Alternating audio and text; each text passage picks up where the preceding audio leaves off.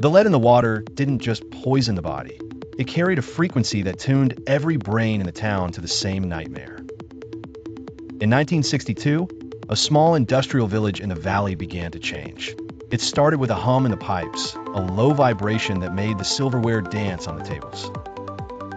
Elias, the local doctor, noticed the first anomaly when 3 different patients described the same visitor in their bedrooms. A tall man with a face like a blank slate, standing in the corner, holding a silver needle. By the end of the week, half the town had stopped sleeping entirely. The authorities claimed it was mass hysteria caused by a chemical leak from the local mill, but Elias found something else in the blood samples. The red blood cells weren't round. They were hexagonal, clicking together like gears. The townspeople were being reconstructed from the inside out. One night, the hum in the pipes became a scream. Elias walked into the town square and saw the residents standing in perfect rows, their eyes wide and glowing with a faint, bioluminescent green. They weren't speaking, but their chests were heaving in a perfect, synchronized rhythm. He broke into the mill, the source of the valley's water supply. Inside, he didn't find chemical vats or machinery. He found a massive, pulsating heart made of copper wires and organic tissue, suspended over the main reservoir. It was breathing into the water, weaving a new consciousness.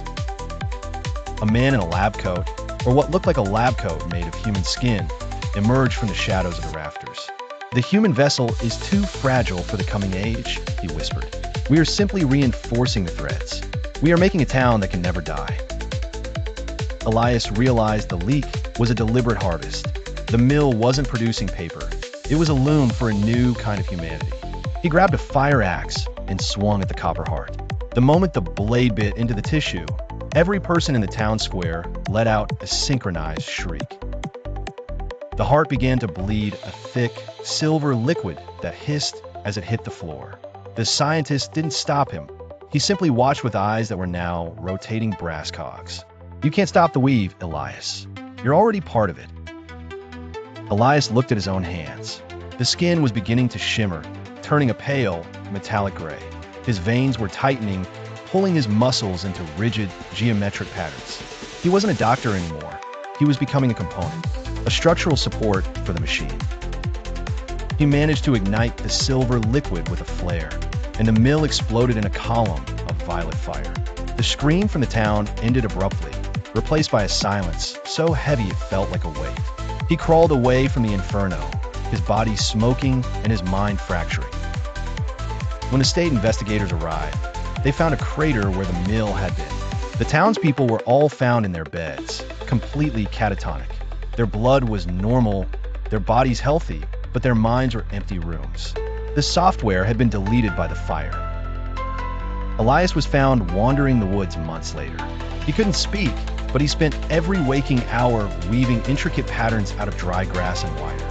His creations weren't art, they were blueprints. Blueprints for a machine that the world wasn't ready to see yet. The event was scrubbed from the records, labeled as a localized environmental tragedy. The village was eventually bulldozed and buried under a new highway. But travelers at night often complain of a hum in their car radios that sounds like a heartbeat. Elias died in a state asylum, but his last weaving was found under his pillow. It was a perfect map of the underground water veins of Europe. The heart in the valley was just one of many. The weaver had been busy long before the mill was ever built. Now, whenever a city reports a strange hum or a collective nightmare, the shadows of the 1962 incident return. The water is still flowing, and the needles are always moving. Evolution doesn't always come from nature. Sometimes it's manufactured in a basement.